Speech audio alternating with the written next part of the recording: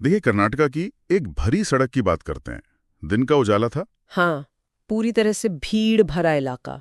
वही, चारों तरफ लोगों की भीड़ और गाड़ियों का शोर था। आमतौर पर ना, हम सबको यही लगता है कि ऐसी जगह पर एक इंसान सबसे ज्यादा सुरक्षित होता है। सही बात है। पब्लिक प्लेस को हम एक सेफ जोन मानकर चलते हैं। बिल्कुल। पर क्या हो जब यही उजाला और यही भीड़ एक बेहद क्रूर, मतलब एक दिल दहला देने वाली हत्या की मूक दर्शक बन जाए। ये बहुत ही हैरान करने वाला और डरावना सच है। चलिए, इस पूरे मुद्दे की गहराई में चलते हैं। हमारे पास आज जो सोर्सेज मौजूद है ना, वो एक ऐसी डरावनी तस्वीर पेश करते हैं जो हमारे आसपास के माहौल पर उठने वाले सवालों को और गहरा कर देती है। इस चर्चा का मकसद सिर्फ इस हत्या की डिटेल्स को जानना नहीं है। इसके पीछे छिपी दर्शकों की संवेदनशीलता, यानी वो बायस्टैंडर एपैथी और हमलावर की मानसिकता को समझना है। और हाँ, इस पूरे घटना चक्र के कानूनी पहलुओं का एक गहरा विश्लेषण करना भी है। यहाँ जो सबसे महत्वपूर्ण बात है वो ये कि इस घटना को महज एक अपराध की खबर मानकर आगे नहीं बढ़ा जा सकता। हाँ, ये कोई आम न्यूज़ नहीं है। एग्जैक्टली ये एक आईना है जो हमारी इंसानियत और सामाजिक ढांचे की सच्चाई को सामने लाता है। जब एक समाज के तौर पर ऐसी घटनाएं दिन के उजाले में होती हैं, तो वहाँ सिर्फ कानून और पुलिस की नाकामी नहीं होती। तो फिर किसकी नाकामी होती है? ये हम सबकी नाकामी है। नागरिकों की आपसी जिम्मेदारी और नैतिकता की परीक्षा होती है इसमें। सोर्सेज जिन तथ्यों को सामने रखते हैं, उन्हें समझने के लिए हमें इस घटना को अलग अलग दिशाओं से देखना होगा। जैसे कि अपराधी का दिमाग कैसे काम कर रहा था उस वक्त। बिल्कुल, अपराधी का दिमाग, भीड़ का मनोविज्ञान और कानून की आगे की राह, इन सब पर बात करना जरूरी है। तो इस घटना के सबसे पहले और सबसे चौंकाने वाले पहलू पर आते हैं। मेरा मतलब है इस अपराध की क्रूरता। क्रूरता की सारी हदें पार हो गई थी इसमें। हाँ, सोर्सेज के अनुसार ये घटना एकदम पब्लिक सड़क पर घटी। एक पति ने, जो इस केस में आरोपी है, उसने अपनी ही पत्नी पर जानलेवा हमला किया। और देखिए, ये सिर्फ आम हिंसा नहीं थी। नहीं, बिल्कुल नहीं। शुरुआती रिपोर्ट्स जो आई हैं वो बहुत डिस्टर्बिंग है। बाप रे, हाँ। आरोपी ने पहले अपनी पत्नी का गला रेता और उस पर लगातार शारीरिक हमले किए। और अंत में जो डिटेल सबसे ज्यादा परेशान करती है, उसने एक एसयूवी गाड़ी से उस महिला को कुचल दिया। वही तो हद हो गई। मतलब शुरुआती रिपोर्ट्स बताती हैं कि इनके बीच लगातार घरेलू विवाद चल रहे थे और आपसी जलन इसकी एक बड़ी वजह हो सकती है। हाँ, पर्सनल इश्यूज और जलन अक्सर ऐसे केसेस में मोटिव होते हैं। पर सोचने वाली बात यह है कि आमतौर पर एक पब्लिक सड़क को एक सुरक्षित दायरा माना जाता है। अच्छा। अगर हम एक बड़े फुटबॉल मैदान की कल्पना करें जहां हजारों दर्शक बैठे हों, अच्छा। वहां खुलेआम नियम तोड़ने की हिम्मत कोई नहीं करता, क्योंकि सब देख रहे होते हैं। लोग डरते हैं पब्लिक जजमेंट से। सही बात है, सोसाइटी का डर होता है। तो फिर एक बंद दरवाजे के पीछे चलने वाला घरेलू झगड़ा अचानक ऐसी पब्लिक ब्रुटैलिटी में कैसे बदल जाता है? वहां अचानक कानून का या लोगों का डर कहाँ चला जाता है? देखिए, जब हिंसा एक आदत बन जाती है ना, तो बंद कमरे और खुली सड़क के बीच का फर्क दिमाग से पूरी तरह मिट जाता है। अच्छा। मतलब फर्क ही नहीं दिखता उस इंसान को। बिल्कुल नहीं। इसे मनोविज्ञान की भाषा में इमोशनल डिसरेगुलेशन का एक एक्सट्रीम रूप कहते हैं। भावनात्मक असंतुलन। ओके। जब एक व्यक्ति के दिमाग में गुस्सा और सामने वाले को नियंत्रित करने की चाहत इस हद तक बढ़ जाती है, तो दिमाग का वो हिस्सा जो परिणामों के बारे में सोचता है, काम करना बंद कर देता है। यानी कॉन्सिक्वेंसेस की फिक्री खत्म हो जाती है। हाँ, वो दिमाग का हिस्सा जो हमें सिखाता है कि समाज में कैसे बर्ताव करना है, वो पूरी तरह से शट डाउन हो जाता है। आरोपी को उस वक्त वहां मौजूद भीड़ या कानून दिखाई ही नहीं देता। बाप रे। उसके लिए वो पूरी सड़क, वो भीड़ भरा इलाका एक खाली कमरे जैसा हो जाता है, जहां उसका एकमात्र लक्ष्य सामने वाले का विनाश करना होता है। तो दिमाग एक तरह से ब्लाइंड स्पॉट बना लेता है। एग्जैक्टली। ये क्रोध और आपसी विवाद का एक ऐसा विस्फोट है जहां सामाजिक नियम और डर की सारी बाउंड्रीज टूट चुकी होती हैं। और यहां आकर बात वाकई हैरान करने वाली हो जाती है, क्योंकि इस पूरी घटना में आरोपी की इस डरावनी मानसिकता के बराबर ही परेशान करने वाली एक और चीज है। आप वहां मौजूद भीड़ की बात कर रहे हैं ना? हाँ, वहां मौजूद दर्शकों का बर्ताव। घटना पब्लिक सड़क पर हुई, आसपास बहुत लोग थे और गाड़ियां भी लगातार गुजर रही थी, पर किसी ने आगे बढ़कर उस महिला को बचाने या बीच बचाव करने की कोशिश नहीं की। ये सबसे ज्यादा चौंकाने वाला पॉइंट है। लोग बस देखते रहे। इसके उलट कुछ लोगों ने वहां खड़े होकर इस भयानक घटना का अपने फोन से वीडियो बनाना बेहतर समझा। मतलब कोई मार रहा है और आप रिकॉर्ड कर रहे हो? हाँ, ये एक बहुत ही जहरीला ट्रेंड बन चुका है आजकल। देखते ही देखते ये वीडियो सोशल मीडिया पर तेजी से वायरल हो गए और देश भर में इस बात पर भारी आक्रोश पैदा हो गया कि आखिर वहां खड़े लोग पत्थर क्यों बन गए थे। इस स्थिति को समझने के लिए हमें भीड़ के मनोविज्ञान की गहराई में जाना होगा। मनोविज्ञान में एक सिद्धांत है जिसे डिफ्यूजन ऑफ रिस्पॉन्सिबिलिटी कहा जाता है। डिफ्यूजन ऑफ रिस्पॉन्सिबिलिटी यानी जिम्मेदारी का बढ़ जाना। हाँ, बिल्कुल। इंसान का दिमाग संकट के समय एक खास तरीके से काम करता है। अगर एक अकेले व्यक्ति के सामने कोई दुर्घटना होती है तो उसका दिमाग उस पर सीधा दबाव डालता है। दबाव कैसा? कि मुझे ही कुछ करना पड़ेगा। सही कहा। दिमाग कहता है कि यहाँ सिर्फ मैं हूं और मुझे ही कुछ करना होगा। लेकिन जब वही व्यक्ति 50 लोगों की भीड़ का हिस्सा होता है तो उसके दिमाग का वो दबाव 50 हिस्सों में बढ़ जाता है। अरे, तो सब एक दूसरे का मुंह देखते हैं। एग्जैक्टली। हर व्यक्ति सबकॉन्शियसली यही सोचता है कि कोई और मदद के लिए आगे आएगा, और जब हर कोई यही सोच रहा होता है तो अंत में कोई भी आगे नहीं आता। ये तो एक तरह का मेंटल पैरालिसिस लगता है। ये एक मनोवैज्ञानिक पैरालिसिस ही है, जहां भीड़ का आकार जितना बड़ा होता है किसी एक व्यक्ति के आगे आने की संभावना उतनी ही कम हो जाती है। ये समझ आता है कि चलो डर के मारे लोग जम गए या आगे नहीं आए, पर अपनी जेब से फोन निकालकर उस हत्या को लाइव रिकॉर्ड करना, ये तो एक पूरी तरह से अलग और भयानक स्थिति है। हाँ, रिकॉर्ड करना सिर्फ निष्क्रियता नहीं है, वो एक एक्शन है। वही तो, ये काल्पनिक कथाओं की या किसी डार्क साईफाई दुनिया जैसा लगता है, जहां इंसान और टेक्नोलॉजी के बीच का रिश्ता इतना जहरीला हो चुका है कि लोग रियलिटी से कट चुके हैं। हाँ, किसी की जान बचाने से ज्यादा अपने स्क्रीन पर ध्यान केंद्रित करना पसंद करते हैं लोग। क्या इस डिजिटल युग ने दिमाग की संवेदनाओं को इस हद तक सुन कर दिया है कि लोग दूसरे के दुख को सिर्फ एक डिजिटल कंटेंट की तरह देख रहे हैं? देखिए, तकनीक ने इस मूक दर्शक बनने की प्रवृत्ति में एक नया और खतरनाक एंगल जरूर जोड़ दिया है। हाँ। पहले लोग डर या कानूनी पेचीदगियों के डर से पीछे हट जाते थे। हाँ, पुलिस केस के डर से अक्सर लोग दूर रहते थे। पर अब वो कैमरा लेंस दिमाग और वास्तविकता के बीच एक फासला तय कर देता है। वीडियो बनाते वक्त दिमाग उस घटना को ऐसे प्रोसेस करता है जैसे वो कोई मूवी चल रही हो, जैसे उनसे उसका कोई सीधा संपर्क ही नहीं है। सही कहा। और इसी आदत से सोर्सेज में उठाया गया सबसे गहरा और डिबेटेबल सवाल पैदा होता है। कौन सा सवाल? क्या ऐसे भयानक अपराधों का वीडियो बनाने और मदद ना करने को दंडनीय अपराध यानी पनिशेबल ऑफेंस माना जाना चाहिए? क्या कानून बनाकर लोगों की इंसानियत को जगाया जा सकता है? उफ, ये तो एक ऐसी कानूनी उलझन है जिसका जवाब आसान नहीं है। बिल्कुल भी बिल्कुल नहीं है। ये एक डबल एज सॉर्ड है। चाहे वहां से पूरी तरह भाग जाएं ताकि उन पर कोई केस ना बने।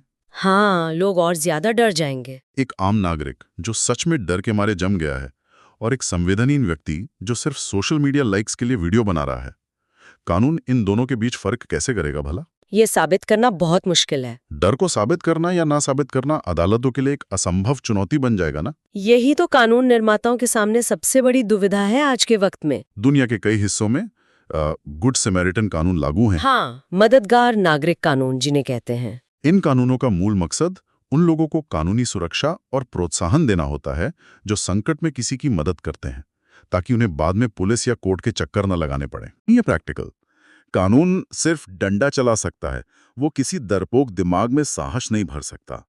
ये कानूनी कमी इस बात की ओर इशारा करती है कि समाज में सुरक्षा सिर्फ नियम बनाकर नहीं आएगी। तो कैसे आएगी? बुनियादी रूप से नैतिकता और आपसी जिम्मेदारी के ढांचे को मजबूत करने से आएगी। सोसाइटी को खुद को बदलना होगा। इससे हम इन सोर्सेज के उस हिस्से पर पहुंचते हैं जो इन्वेस्टिगेशन और कानूनी कार्रवाई के आगे के रास्ते के बारे में बात करता है। इस घटना में एक बड़ा पैराडॉक्स, मतलब एक अजीब सा विरोधाभास देखने को मिलता है। किस तरह का विरोधाभास?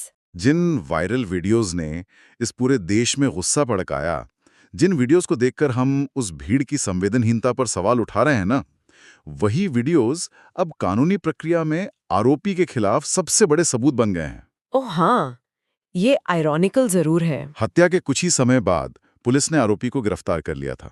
अब पुलिस लगातार सीसीटीवी फुटेजेस और इन्हीं वायरल वीडियोस की बारीक जांच कर रही है। आरोपी पर हत्या की धारा यानी आईपीसी की धारा 302 के साथ साथ अन्य धाराएं लगाई गई हैं। 302 तो लगनी ही थी इस केस में। और इस पूरे आक्रोश को देखते हुए, जैसा कि सोर्सेज इशारा करते हैं, इस केस को त्वरित कानूनी प्रक्रिया यानी फास्ट ट्रैक कोर्ट के हवाले करने की उम्मीद है।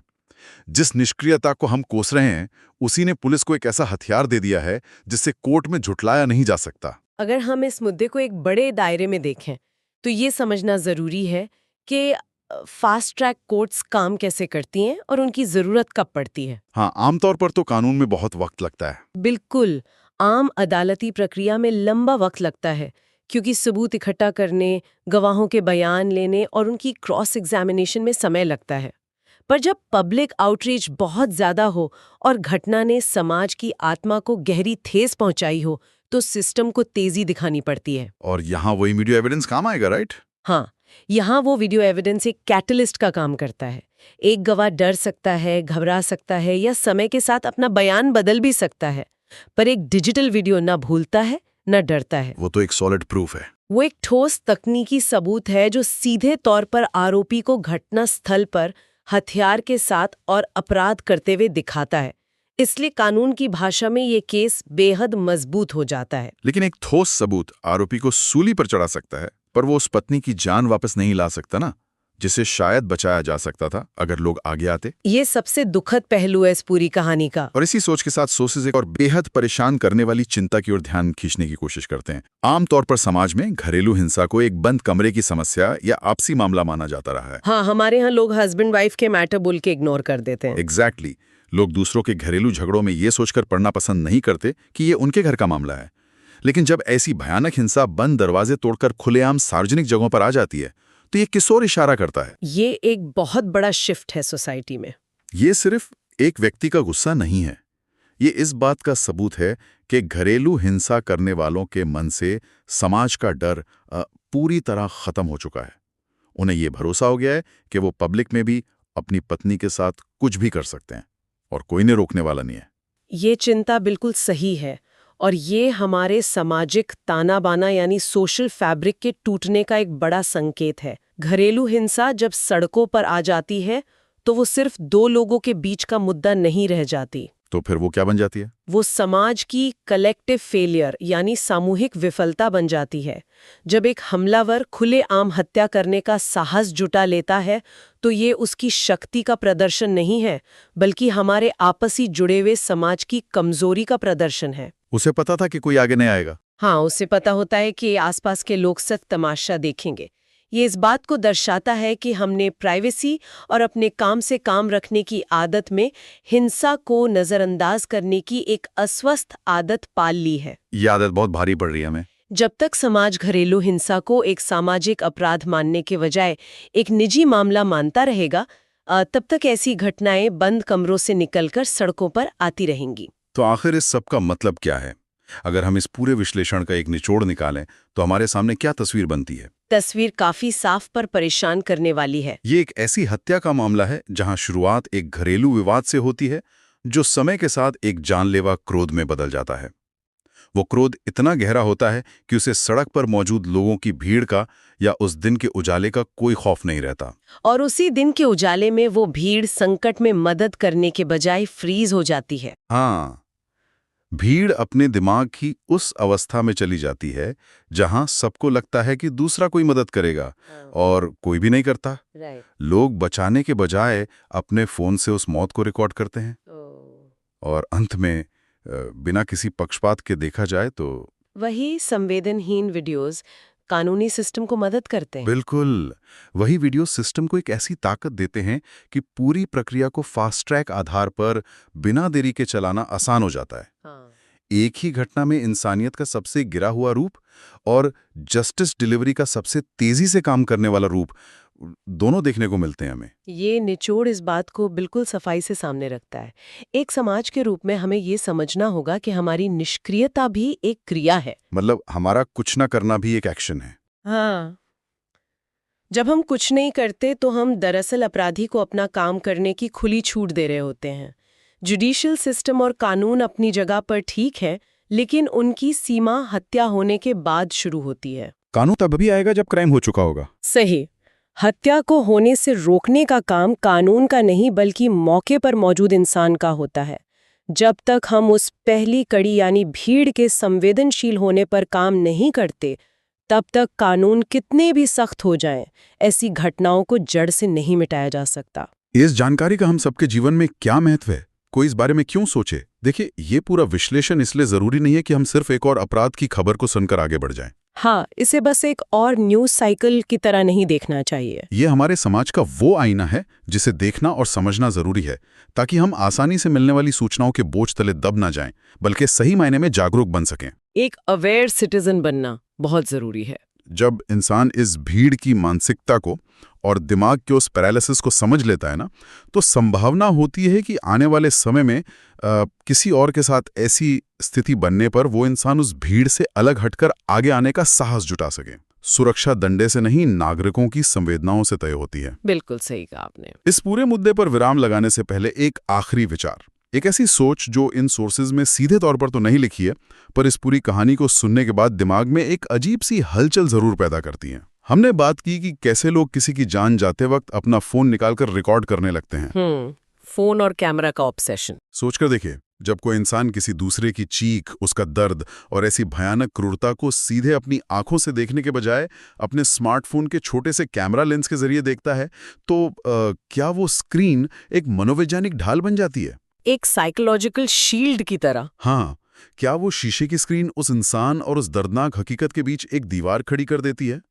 ऐसा लगता है जैसे तकनीक हमें यह महसूस कराती हो कि हम वहां खड़े तो जरूर हैं, पर हम उस हकीकत का हिस्सा नहीं हैं। जैसे हम किसी दूसरी दुनिया में बैठे हैं। हम किसी और की जिंदगी की कोई भयानक फिल्म देख रहे हैं जिसका हमारी अपनी असली जिंदगी से कोई लेना देना नहीं है।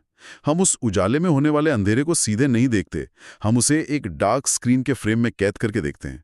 और शायद इसीलिए हमारा ज़मीर हमें वहां इंटरवीन करने से, वहां हस्तक्षेप करने से रोक देता है। ये वाकई बहुत डीप और डरावनी सोच है। ये एक ऐसी सोच है जिस पर अकेले में वक्त बिताकर विचार करने की जरूरत है, क्योंकि अगली बार जब आसपास कुछ बुरा हो और हाथ किसी की मदद करने के बजाय फोन निकालने के लिए जेब की तरफ बढ़े, तो रुककर एक सवाल जरूर उठेगा। क्या सवाल? क्या एक नागरिक के तौर पर इस दुनिया में हमारी मौजूदगी सिर्फ एक दर्शक होने की है? इस चर्चा को हम यहीं छोड़ते हैं। अगले गहरे विश्लेषण और नई जानकारी के साथ फिर से बात होगी।